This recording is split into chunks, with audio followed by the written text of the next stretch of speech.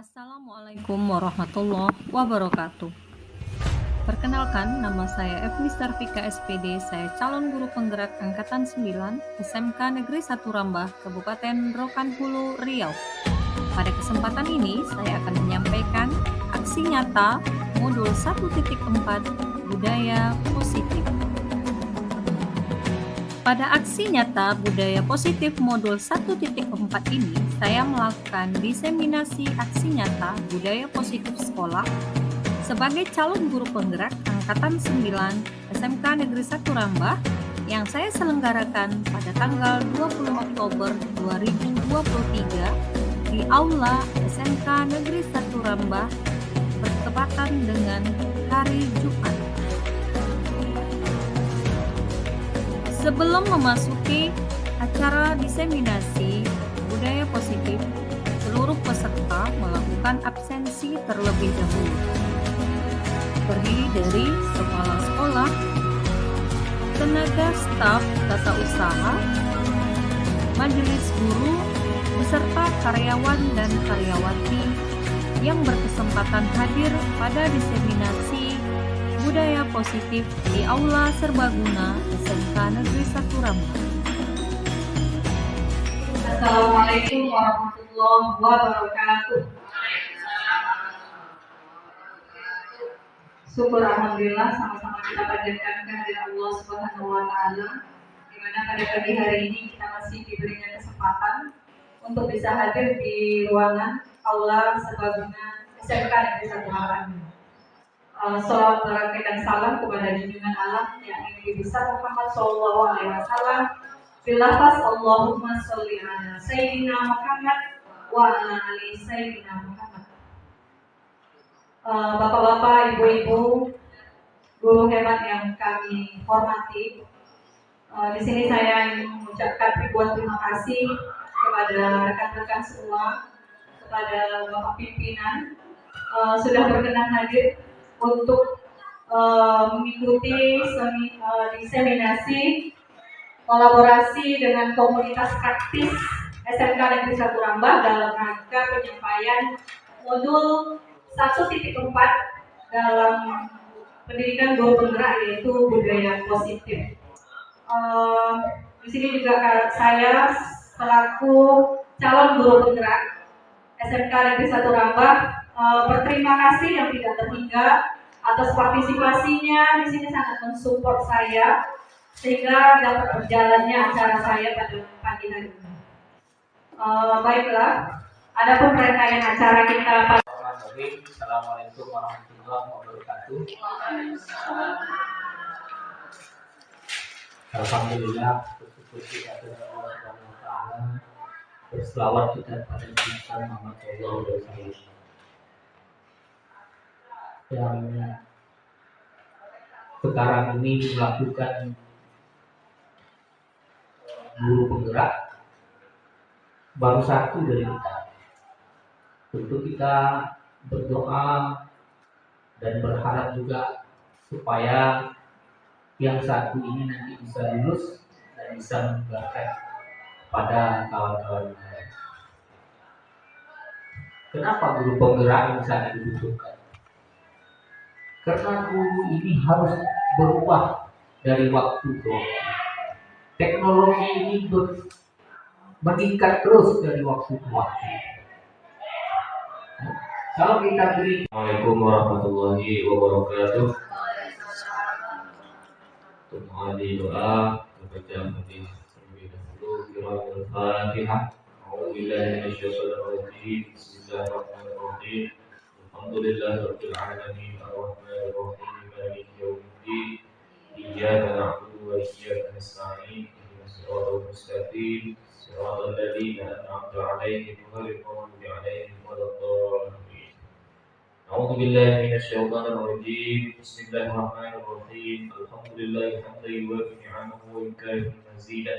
يا ربنا لك الحمد كما ينبغي لجلال وجهك الكريم وعظيم سلطانك.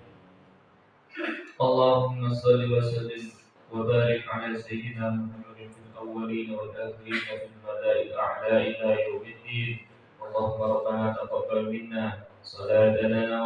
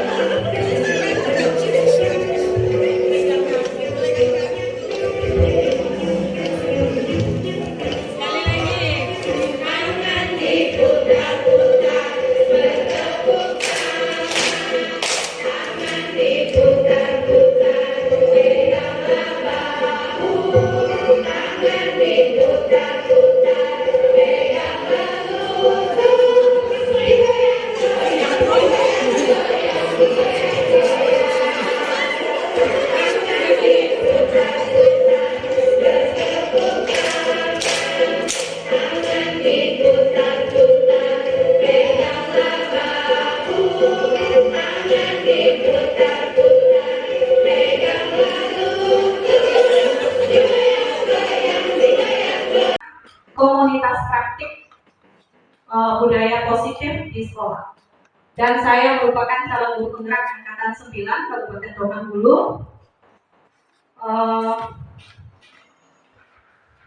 Adapun tujuan pelajaran kita atau tujuan kita berada di sini yaitu sebagai penerapan praktik baik. Jadi dalam kurikulum Merdeka itu ada praktik baik ya Ibu. Jadi semua yang kita dapatkan misalnya dari modul kurikulum Merdeka itu kita aplikasikan dalam bentuk praktik baik. Kalau di kelas berarti praktik baiknya target kita adalah siswa dan siswi. Kalau di modul CGP targetnya pertama siswa, yang kedua adalah komunitas praktik. Komunitas praktik itu adalah tentunya majelis guru dan rekan-rekan sejawat yang ada di sekolah. Selanjutnya, apa itu budaya positif? Budaya positif di sekolah merupakan kebiasaan hal yang baik, mencakup sikap atau perilaku maupun tutur kata oleh seluruh warga sekolah. Ya, baik gurunya seseorang, maka diri dia sendirilah yang tahu dan diri dia sendiri yang bisa mewujudkan. Bagaimana menerapkan budaya positif atau pemahaman budaya positif di sekolah? Tentu yang pertama adalah perubahan paradigma atau mindset. Perubahan mindset, paradigma kita. Yang kedua adanya disiplin positif. Yang ketiga adanya motivasi perilaku manusia. Yang keempat, 5 kebutuhan dasar yang kita butuhkan. Yang kelima, posisi kontrol kita sebagai seorang guru. Dan yang keenam adalah keyakinan kelas dan segitiga restitusi. Apa itu perubahan paradigma? Jadi menurut Stephen R. Covey, yaitu dalam bukunya Principle Centered Leadership pada tahun 1991, Dia mengatakan bahwa bila kita ingin membuat kemajuan perlahan, sedikit-sedikit, maka ubahlah sikap atau perilaku kita. Namun apabila kita ingin memperbaikinya dengan cara utama kita, maka kita perlu mengubah kerangka acuan. Dan selanjutnya, ubahlah bagaimana Anda melihat dunia. Berarti isi dari paradigma positif ini, perubahan paradigma ini adalah lebih kurang pada pemahaman perubahan mindset atau cara pikir kita. Jadi kalau kita berpikir, kalau saya sendiri dulu ya berdiri di sini, mungkin ini kaki saya sebenarnya gemetar gitu, berhadapan dengan bapak-bapak ibu-ibu senior saya, apalagi ada guru saya juga di depan saya, itu saya merasa agak grogi, ya Bu, tapi izin ya Bu, ini tugas Bu. Yang kedua, paradigma positif, perubahan paradigma juga dikenal dengan stimulus dan respon. Jadi stimulus itu adalah kalau bahasa Indonesia-nya stimulus itu rangsangan ya. Jadi rangsangan apa yang menyebabkan kita berpikir seperti itu, perasaan-perasaan yang kita rasakan itu ditangkap oleh panca indera kita gitu. Selanjutnya respon, direspon oleh tubuh kita. Responnya itu bisa berupa tindakan, bisa berupa perilaku, sikap yang positif ataupun yang negatif. Selanjutnya, disiplin positif. Dalam budaya kita, budaya disiplin ini dimaknai adalah sesuatu yang dilakukan oleh seseorang dalam rangka memenuhi atau mendapatkan predikat patuh atau kepatuhan gitu ya. Tapi menurut Ki Hajar Dewantara, di mana disiplin itu adalah kita sendiri yang mewajibkan diri kita dengan sekeras-kerasnya, tapi itu sama saja. Sebab jika kita tidak cakap melakukan self disiplin, maka wajiblah penguasa lain atau mendisiplin, maka orang lainlah yang akan mendisiplinkan kita, gitu ya. Selanjutnya,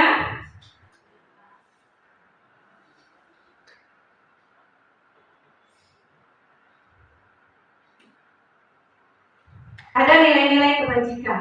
Jadi nilai-nilai kebajikan itu banyak di sekitar kita. Jadi misalnya kebersamaan seperti ini ya, kebersamaan, gotong royong, setelah itu saling menghormati, menghargai pendapat, setelah itu jujur, bertata krama, itu semua adalah nilai-nilai kebajikan. Selanjutnya, kita langsung ke motivasi perilaku manusia saja ya. Ada slide video.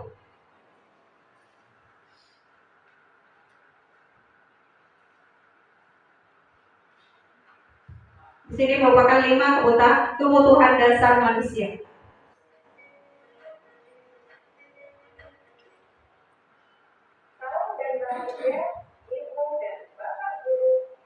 Benar ya?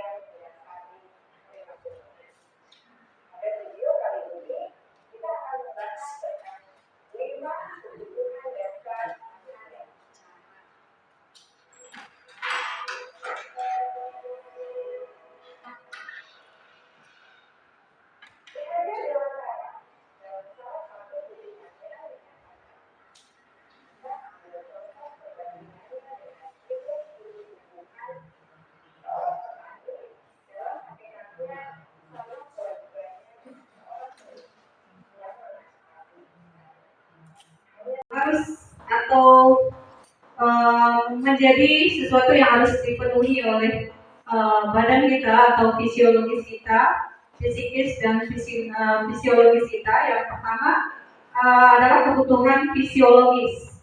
Yang kedua, kebutuhan rasa aman. Jadi kita kalau didiskriminasi atau diintimidasi seseorang, tentu kita merasa ada yang tidak nyaman dengan keadaan tubuh kita. Yang ketiga yaitu kebutuhan rasa memiliki atau love and belonging, gitu ya.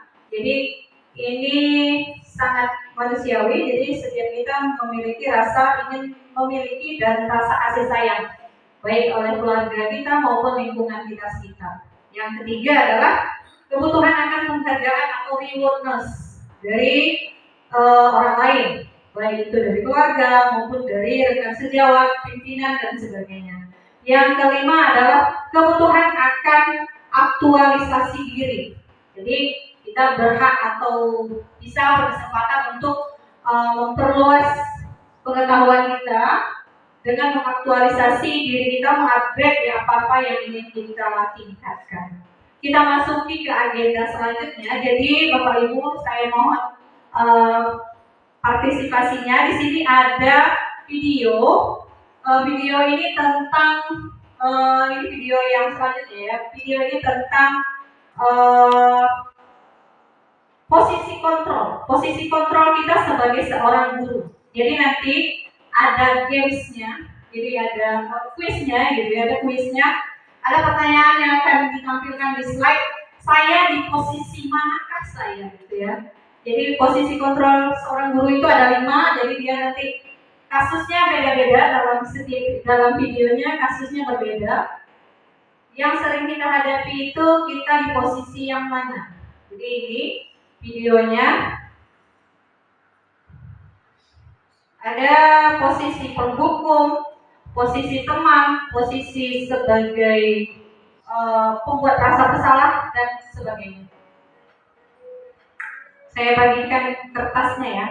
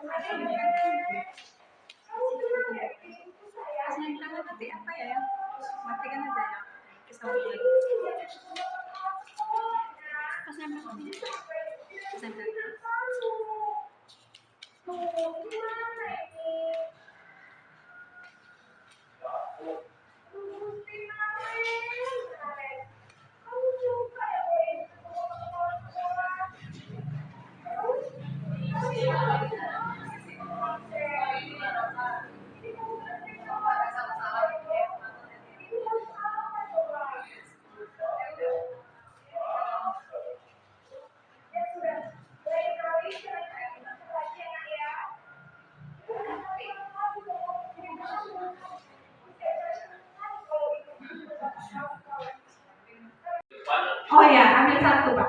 Satu itu tadi.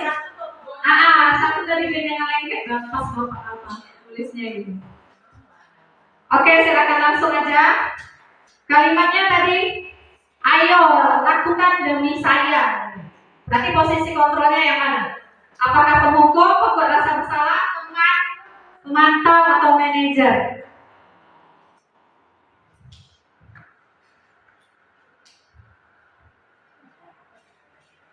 Oke, pertanyaannya kita lanjut. Mungkin kita pakai kertas selanjutnya. Yang tadi warna kuning ya. Yang kedua, pertanyaan kedua. Saya kecewa sekali dengan kamu. Saya kecewa sekali dengan kamu. Ada penekanan rasa kecewa. Saya kecewa sekali dengan kamu. Oke, pilih aja dari yang 5. Apakah pemukul, pembuat rasa bersalah, teman, apa pemantau, apa posisinya manajer? Oke, kalimatnya tadi adalah saya sangat kecewa dengan kamu. Oke, yang terakhir.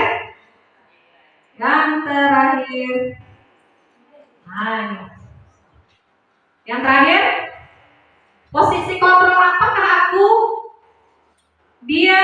Gurunya mengatakan apa rencana kamu untuk memperbaiki kesalahanmu. Jadi kita meminta pendapat siswa ya. Apa rencana kamu untuk memperbaiki kesalahanmu? Apakah pemukul, pembuat rasa bersalah, teman, pemantau, atau manajer? Siap, oke. Oke, kita dokumentasikan yang kita tempelkan di sini. Siska. Oke, di sini. Terbalik ini. Tidak apa-apa. Tidak apa-apa, kita akan kolaborasi dari sini. Berarti kita menulisnya di. Oke. Kita bisa lah. Masalah warna, lah. Karena masih kuning. Sesuai warna tapi tempel. Warna warni. Iya. Oh, berarti tinggi ay. Itu tempel. Saya itu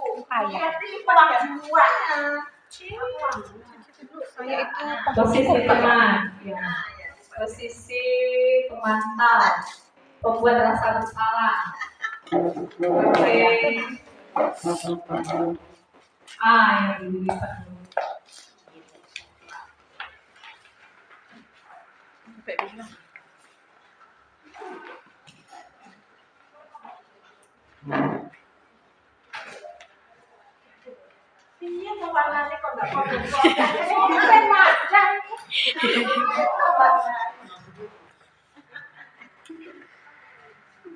Masuk.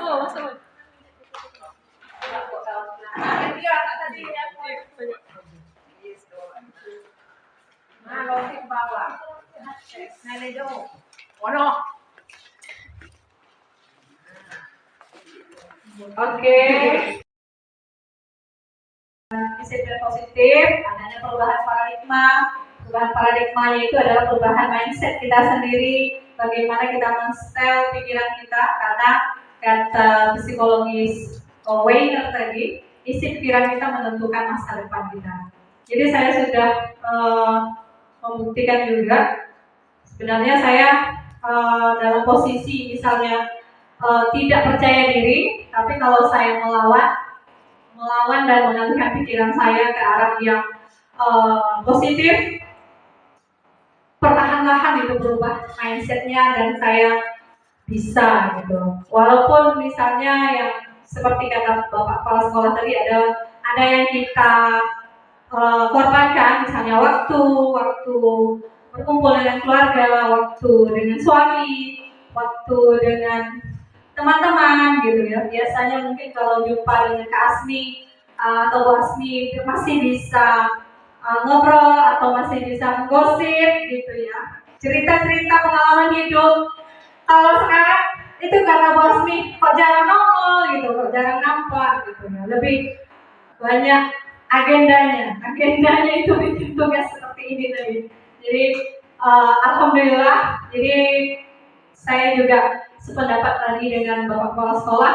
Pikiran kita itu mengarahkan kemana kita ingin pergi. Jadi kalau kita ingin positif, hasilnya juga positif. Terima kasih, tidak terhingga. Mohon maaf menghabiskan waktu hari Jumatnya. Saya sangat mengapresiasi sekali teman-teman sudah membantu saya dalam mensukseskan acara ini. Semoga Allah membalas semua kebaikan yang Bapak Ibu guru lakukan pada hari Jumat berkah ini. Semoga ada generasi CGP berikutnya, mungkin dari Pak Kurniadi, Bu Kurota Aini, dan sebagainya. Dan selanjutnya mungkin Bu Yeni Tiara juga Bu Gusmitawati untuk periode selanjutnya. Jadi itulah gunanya kita saling dukung antar komunitas praktik tadi. Oke, terima kasih. Saya akhiri. Wabillahi taufiq wal hidayah. Wassalamualaikum warahmatullahi wabarakatuh. Mungkin untuk sesi selanjutnya. Berikut adalah contoh dari penerapan segitiga restitusi setelah diterapkan keyakinan kelas yang telah disusun secara bersama-sama antara siswa dengan guru mata pelajaran yang ada di dalam kelas. Apa kabarnya hari ini? Tadi Mem dengar sebelum pembelajaran Mem, Siska ribut-ribut di kelas. Kenapa? Adu mulut sama si Gita, Bu. Adu mulut? Iya, kenapa? Gara-gara apa? Gara-gara nggak piket waktu pulang kemarin. Nggak piket. Iya. Kira-kira menurut Siska, tindakan Siska benar atau tidak? Tidak. Karena Siska tadi Mem dengar suaranya terlalu besar, terus dia juga emosi gitu dengan teman-temannya, menanggapinya dengan emosi gitu ya. Oke. Sebenarnya emosi itu manusiawi ya Siska. Setiap kita punya rasa emosi, tapi tergantung kita bagaimana cara menanggapinya. Sekarang, apakah Siska mau membantu untuk menemukan solusinya? Mau? Oke. Sekarang Mem tanya ya, kenapa Siska nggak piket kemarin?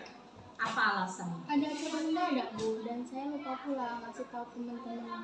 Oh, ada acara mendadak di kampung. Iya, ada acara keluarga. Ada acara keluarga. Jadi setelah selesai pembelajaran, Siska langsung pulang. Jadi ngira teman-teman tuh saya malah kabur nggak piket gitu. Oh, jadi teman-teman aja yang piket, Siska nggak piket. Oke. Jadi tadi pagi kenapa mengamuk-ngamuk? Tadi pagi tuh rencananya kan saya udah datang tepat waktu. Datang sebelum bel kan. Jadi Iya. rencana saya mau piket di pagi hari. Cuman di saat saya mau masuk kelas, orang tuh malah ngebentak-bentak, Bu, dibilangnya saya nggak piket, nggak ada tanggung jawab. Makanya saya marah gitu, langsung tiba-tiba marah. Oh gitu. Jadi Siska emosi gitu ya? Iya, nggak bisa ngendaliin. Nggak bisa ngendaliin. Oke, tidak apa-apa. Sebenarnya itu manusiawi ya. Cuman Siska sadar kan tindakan Siska salah? Sadar. Oke. Kira-kira keyakinan kelas apa yang sudah Siska langgar? Tanggung jawab sama kebersamaan. Tanggung jawab dan kebersamaan. Tanggung jawabnya kenapa? Karena Siska nggak piket. Karena nggak piket ya, berarti nggak bertanggung jawab ya. Kebersamaannya itu tadi karena piket itu adalah tugas kita bersama gitu ya. Jadi kira-kira kedepannya apa yang akan Siska lakukan? Tidak akan mengulangi lagi. Lalu meminta maaf juga sama teman-teman. Dan jika emang Siska nanti ada acara mendadak, Siska juga bakal ngasih tahu teman-teman lebih dahulu. Oke, bagus. Jadi Mem sangat menghargai ya. Jadi Siska udah sadar, Siska udah paham bahwa tindakan Siska tidak piket itu salah. Ya, jadi kedepannya Mem harap Siska jangan diulangi lagi. Kalau ada misalnya kegiatan atau tidak bisa tiket, silahkan Siska kasih tahu sama teman-temannya yang lain. Jadi nggak timbul lagi seperti ini kejadiannya. Dan Mem harap juga Siska lebih bisa mengontrol emosi dengan teman-temannya. Semuanya bisa dibicarakan baik-baik. Bisa? Bisa. Bisa. Jadi ini masih terus Mem pantau ya. Jadi kedepannya sebelum pembelajaran Mem nggak mau lagi ada ribut-ribut seperti itu ya. Bisa hanya gara-gara masalah tiket jadi berantem, nggak enak kan? Jadi terganggu suasana hati kita, suasana belajar kita, mood kita juga terganggu. Bisa Siska? Bisa. Oke, nanti minta maaf ya dengan teman-temannya. Oke. Oke, terima kasih. Silakan Siska kembali ke kelasnya. Iya.